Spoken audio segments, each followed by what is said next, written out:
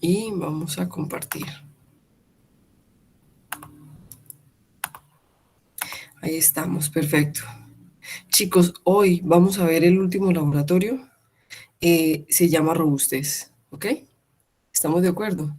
En robustez, habíamos iniciado en la clase del jueves a ver qué era la robustez. Y habíamos dicho, chicos, que la robustez es esa capacidad que tienen los métodos analíticos. ¿Ya ven mi pantalla, por favor? ¿Ven la diapositiva? Sí, profe.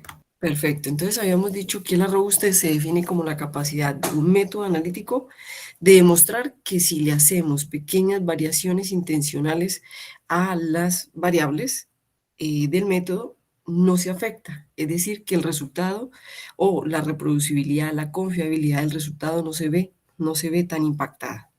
¿Estamos de acuerdo? Y habíamos dicho que si esas variaciones son lo suficientemente fuertes como para causar un impacto, una variación sobre ese valor, entonces debemos dar declaraciones preventivas o debemos dar frases que digan que esa variable o esa condición debe ser muy controlada. ¿Estamos de acuerdo, chicos? ¿Quedó claro en la clase de eso? Perfecto. Entonces, ¿cómo se hace la robustez? Yo les había dicho también en clase, creo, que nosotros identificamos las variables que tienen mayor efecto. Generalmente en los métodos analíticos las variables que tienen mayor efecto son definidas. Entonces, generalmente no es tan difícil. Sin embargo, si el método está siendo desarrollado, uno tiene que verificar cuáles son las variables que tienen mayor impacto o mayor efecto sobre ese desempeño en el método. Entonces, después de que hemos establecido esas variables que son influyentes o que hemos identificado, porque algunos métodos ya están desarrollados, hemos identificado esas variables, entonces establecemos cómo vamos a hacer esos cambios o cómo vamos a supervisar ese efecto, y es lo que dice acá, es decir, cómo vamos a hacer esos pequeños cambios. Entonces, ¿cuántas veces nos dice, cierto, Laura Ken, esto es Laura Ken, que debemos hacer esos pequeños evaluaciones o esos pequeños cambios a cada variable? Entonces dice que lo que podemos estudiar son 7 u 8 parámetros máximo y que podemos utilizar diseños o test o pruebas con las cuales nosotros hacer esos pequeñas variaciones y estudiar su efecto.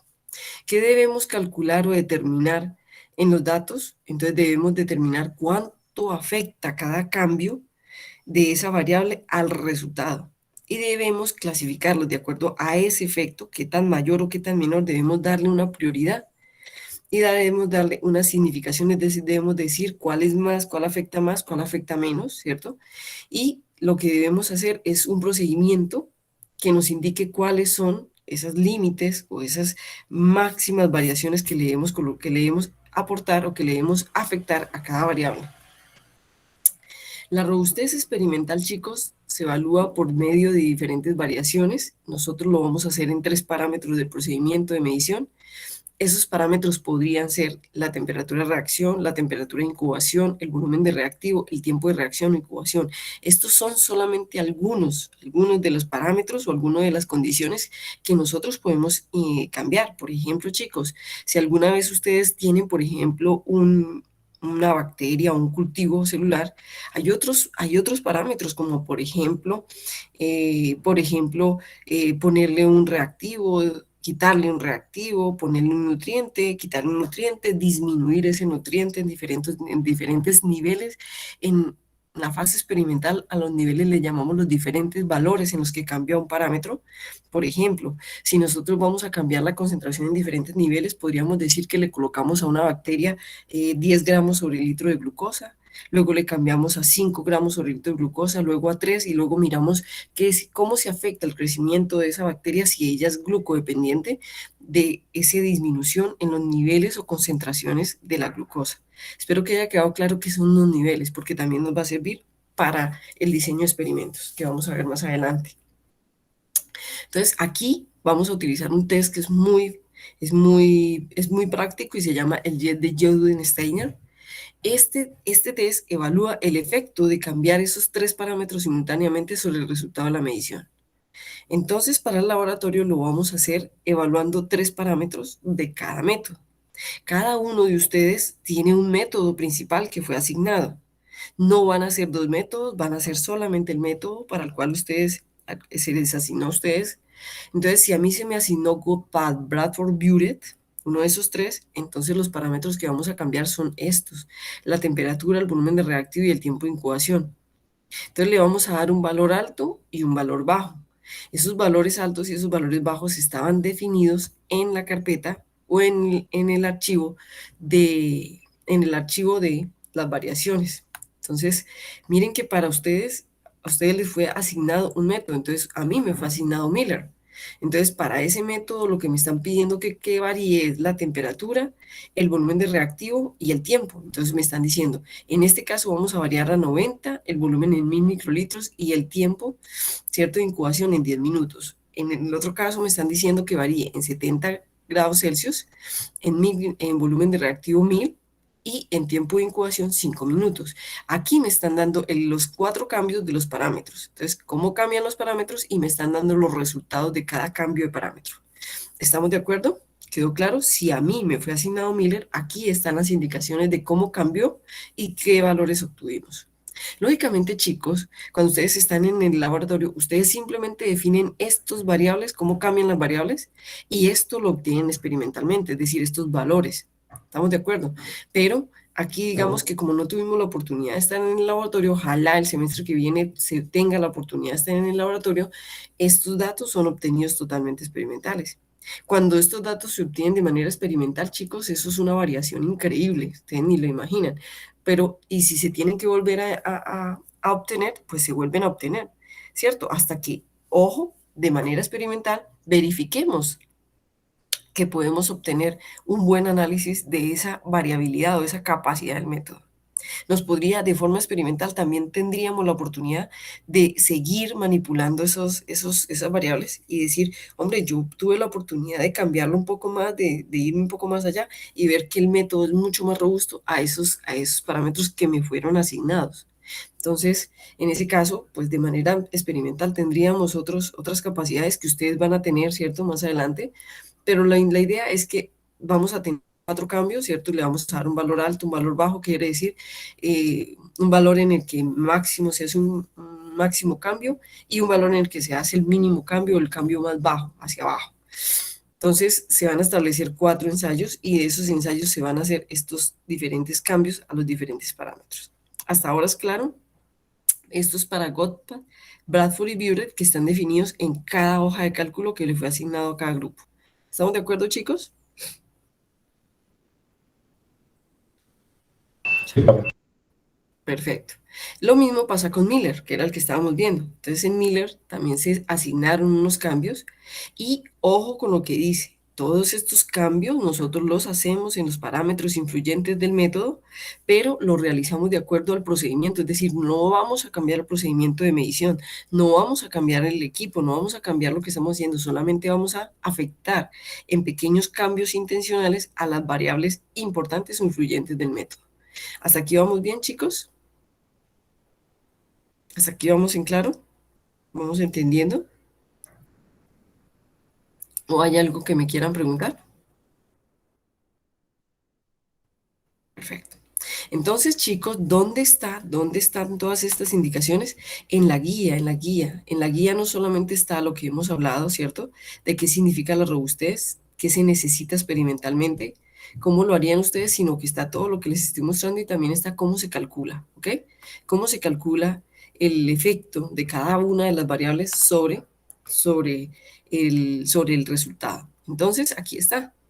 ¿Cómo se determina la influencia? Entonces se hace por variable. Digamos que este es por la variable A, pero ustedes van a tener diferentes variables. En este caso van a tener tres, la B, la C. Entonces ustedes calculan el efecto de la B, calculan el efecto de la C, y esto les va a dar a ustedes un efecto, es decir, un valor, una magnitud de cuánto se acerca o cuánto cambia, ¿cierto? Cuánto cambia o cuánto afecta el resultado. Entonces, ese valor debe ser mayor que la desviación estándar por la raíz de 2, y eso es lo que me va a decir a mí qué tanto afecta o qué tan grande es el impacto de ese cambio sobre la variable. ¿Estamos de acuerdo, chicos? Vamos a ir a los resultados. en la tabla, pues de resultados, ustedes tienen los valores. Entonces vamos a ir al formato de entrega de resultados. En el formato de entrega de resultados, pues ustedes van a tener, ¿cierto?, las condiciones a las cuales fueron dadas para cada método. Entonces ahí van a tener ustedes cómo cambió. Por favor, revisen que sean los cambios asignados, ¿cierto? Pudo haber cambiado, pudo que no haber cambiado.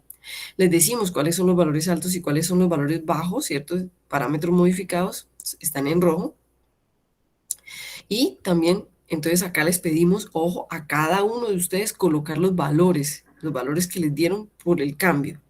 Recuerden que estos valores pueden cambiar, no son eternos, han podido cambiar, entonces hay que verificarlos.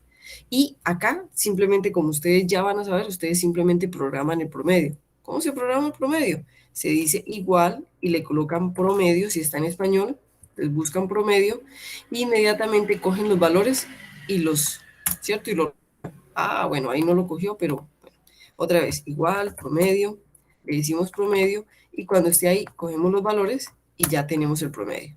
Si está en inglés, es exactamente el mismo proceso, simplemente que le decimos la media, la mean, ¿cierto? Y simplemente arrastramos y ya él calcula. ¿Estamos de acuerdo, chicos?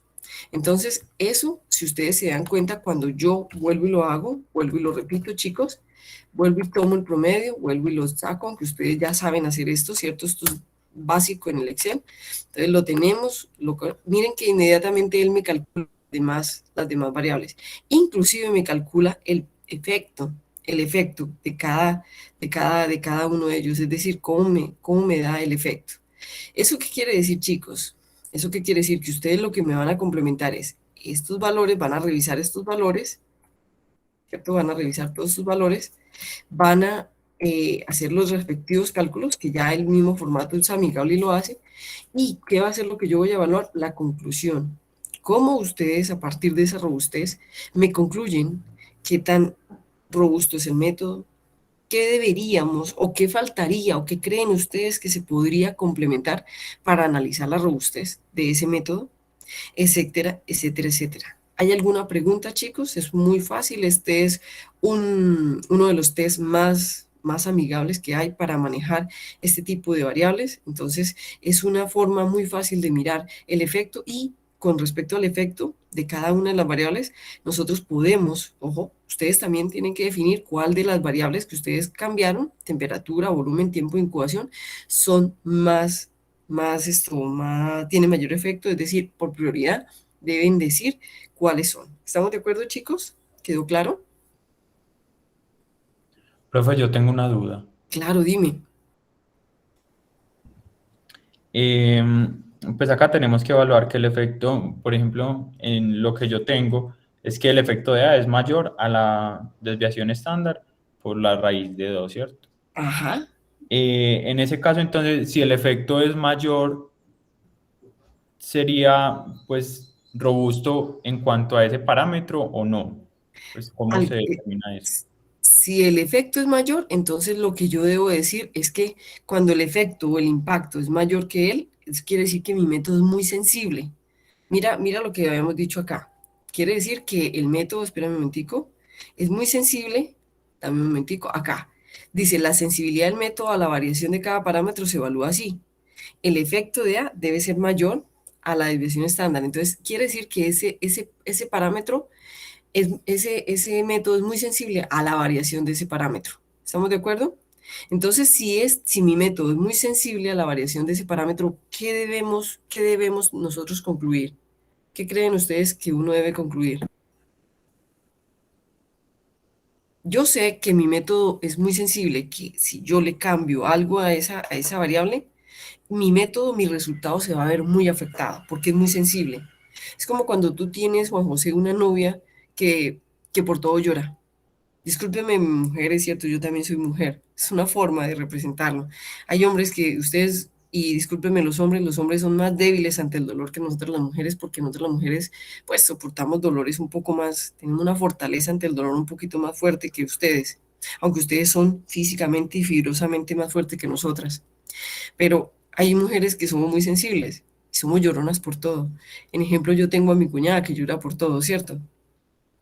Digamos, Juan José, que tú tienes una novia que por todo llora. ¿cierto? Entonces tú sabes que hay cosas que no debes decirle o hay cosas que no deben hacer porque por todo llora. Entonces, ¿tú qué haces cuando eso pasa con tu novia? Se supone que, bueno, que tú no la quieres ver llorar, ¿ok? De acuerdo, tú no la quieres ver llorar. ¿Qué harías tú, Juan José? No, pues procuro como ser discreto con eso. Pues Eso, evitar no. esas situaciones. Ajá. O en lo máximo, en lo que tú o en lo que uno pudiera evitar que esas situaciones hagan que esa persona se ponga sensible. Es exactamente lo mismo con un método analítico. Si tú tienes un método analítico y ese método analítico es muy sensible a ese parámetro, ¿qué debes hacer con ese parámetro, Juan José? Evitar que Muy cambie. bien. Excelente, Juan José. Y mira que aquí en la presentación, no sé si yo ya la quité, voy a volverla a colocar. En la presentación habíamos colocado algo, discúlpame, me voy a volver, que decía que si las mediciones son susceptibles a variaciones en condiciones analíticas, estas deben controlarse adecuadamente e incluir una declaración preventiva, de manera tal que las personas que lleven a cabo ese método no la modifiquen. Entonces, ¿qué debes hacer tú? Entonces, Juan José, ya debes tú concluir si mi efecto es muy grande, entonces yo debo concluir qué hacer con ese método. Entonces es ahí cuando yo, como persona responsable, digo, no, simplemente esto no es, entonces debo incluir algo para que esto se controle. ¿Entendido? Sí, profe, gracias. Chicos, ¿alguna otra pregunta?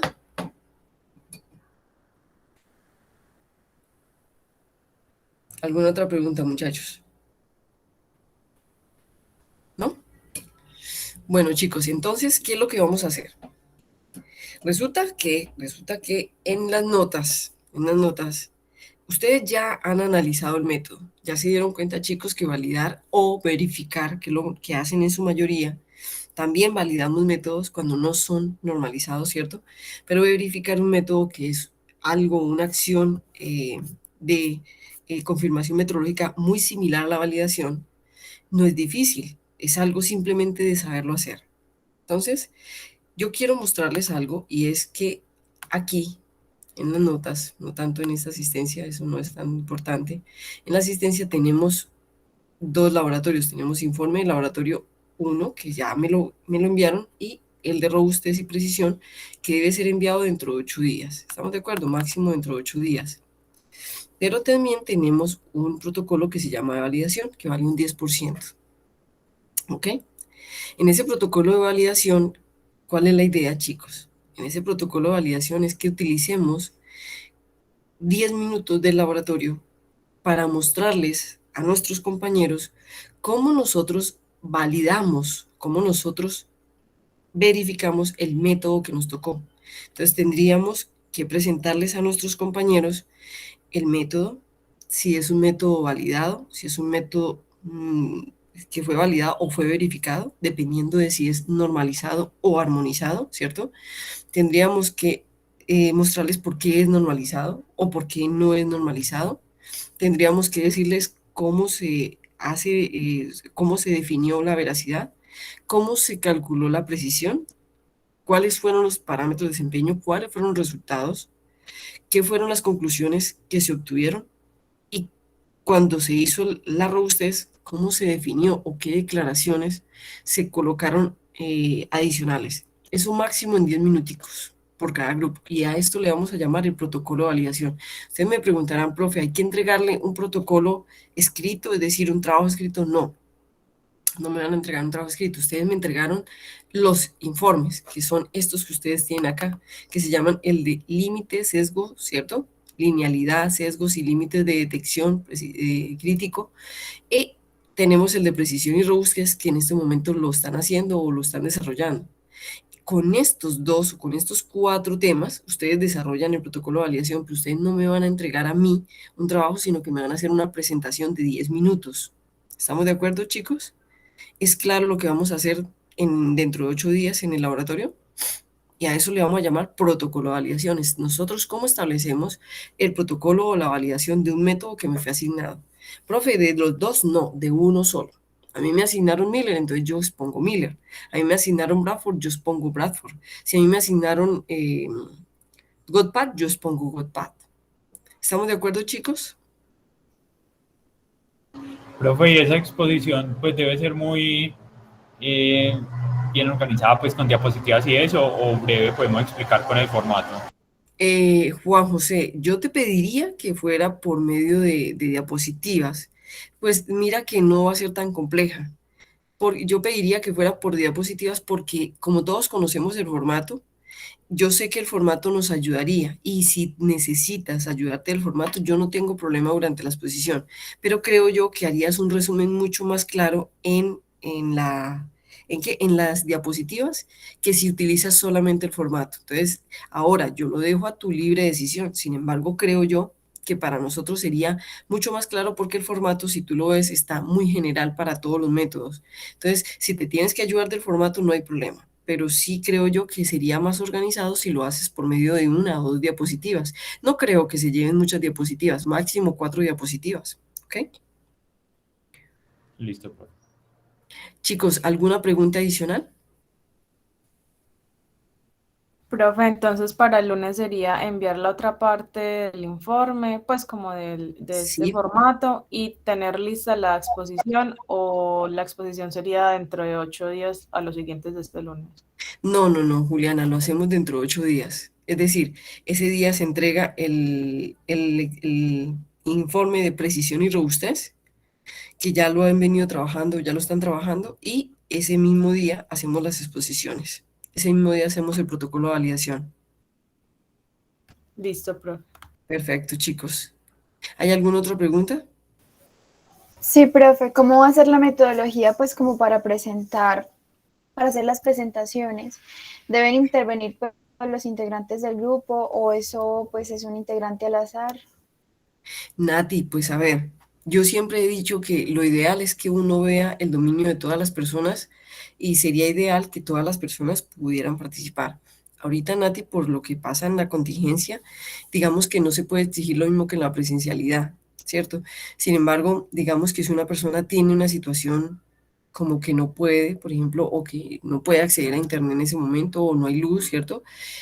Yo no podría exigirles, digamos, de manera virtual que todos estén. Sin embargo, para mí sería ideal poder evaluar el dominio que tiene cada persona. Entonces, yo sí les pediría en particular que entre todos lo hagan, es decir, que entre todos presenten parte y si a una persona, digamos, Nati, tú tienes un compañero y un compañero se le olvidó decir algo, tú digas, bueno, qué pena, yo voy a interrumpir un momento, yo quiero aportarle a mi compañero esto que se nos está pasando y sería para mí espectacular ver que todas las personas manejan el tema y que todas las personas tienen un dominio sobre los temas.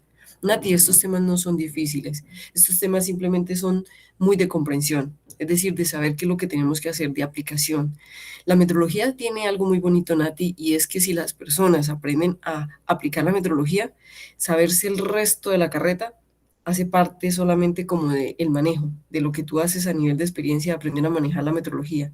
Pero si te das cuenta, verificar y validar un método no es muy difícil. Entonces, muchas personas te van a decir, no, yo no sé verificar un método, y tú vas a decir, hombre, pero es muy fácil. Es simplemente aprender a aplicar unos métodos y unas pruebas de hipótesis y pruebas de afirmación que no tienen, es más, yo les hago una pregunta a Nati. Para aplicar esas pruebas de hipótesis, ustedes ya vieron de antemano, pues, unos prerequisitos que se llaman estadística y que eso es lo que hace que ustedes como profesionales sean muy fuertes, es decir, lo que hace que uno como profesional sea muy sólido a nivel técnico, ¿cierto? Es lo que hace que yo como profesional me distinga de una persona que es técnico o tecnólogo. No estoy diciendo que los técnicos y los tecnólogos no sean valiosos. Ellos son muy valiosos, operativa, mecánicamente son muy valiosos. Muchos de ellos son muy inteligentes y gracias a ellos muchas veces se obtienen muchas mejoras porque al compartir el conocimiento y al ver las observaciones que ellos hacen, uno puede concluir muchas cosas. Nati, pero el hecho de que uno sea profesional y de esas bases que uno va formando en la carrera, tiene muchos criterios para pensar, analizar y transformar.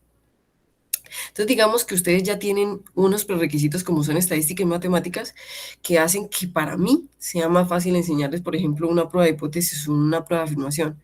Nati, pero una persona sin saber estadística y matemáticas, simplemente acogiéndolo por convención, es decir, sabiendo que así se hace, puede hacerlo. ¿Estás de acuerdo conmigo o no? Es decir, una persona operativamente sin tener mucho fundamento lo puede hacer. ¿Estás de acuerdo?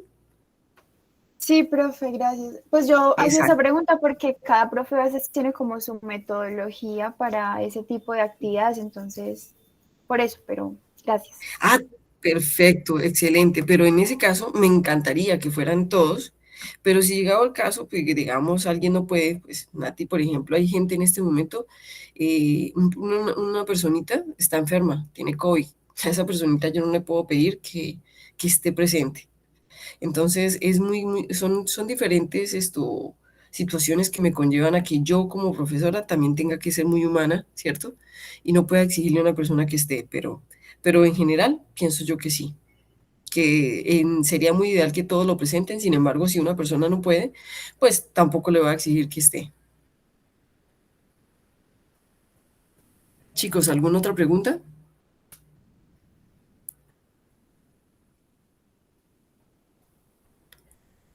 Entonces, ¿qué les voy a pedir yo el favor? Creo yo, chicos, creo yo, si no hay más preguntas, yo me voy a quedar pegada en línea.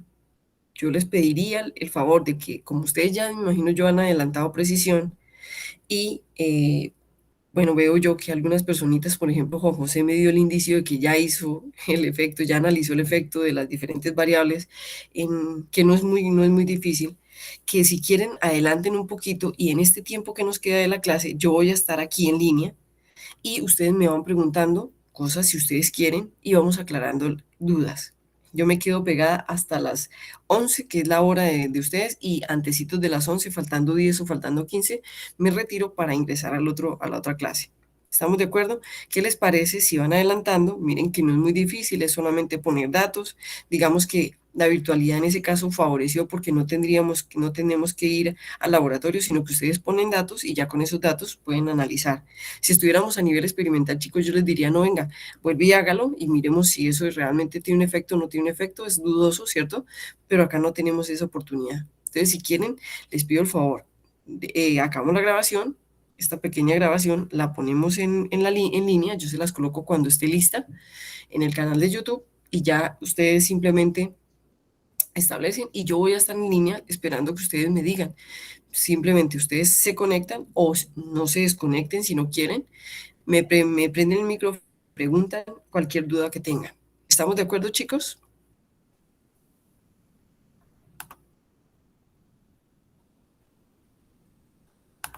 Listo, profe. Listo, profe. Listo. Y me parece a mí que así adelantamos y ya dentro de 8 días ustedes pueden presentar su protocolo de validación, que sería el protocolo que cualquier persona presenta cuando hace una validación y que demuestra que hizo una validación o una verificación de confirmación metodológica con con todo el rigor matemático y estadístico que puede presentarse. ¿Les parece, chicos? Perfecto. Entonces yo me quedo en línea. Ustedes, si quieren, se desconectan. Si quieren, se quedan conectados como ustedes lo decidan. ¿Estamos de acuerdo, chicos? Voy a parar la grabación.